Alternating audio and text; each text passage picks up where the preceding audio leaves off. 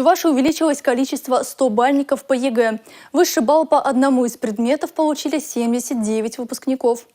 По 100 баллов получили выпускники из 11 муниципалитетов Чувашии. Впервые за 5 лет в этот список вошли представители муниципальных округов. Анализ результатов выпускников текущего года основного периода в Чувашской республике по отдельным предметам показал, что практически по всем предметам средний балл выше, чем в среднем по России. По сравнению с результатами прошлого года наблюдается увеличение баллов по биологии и географии. Выросла доля тех, кто набрал более 81 балла по русскому языку, обществознанию, истории и литературе. В этом году почти 15% выпускников получили аттестаты с отличием и медали за особые успехи в обучении. Самая информация сейчас представлена, она, конечно, очень позитивная, хорошая, радующая. Единственное, там я что отметил для себя, Дмитрий Анатольевич, то, что по физике у нас пока тренд такой тревожащий. То, что, значит, детишки, которые сдают физику, пока тренд вот такой очень сильно пикирующий.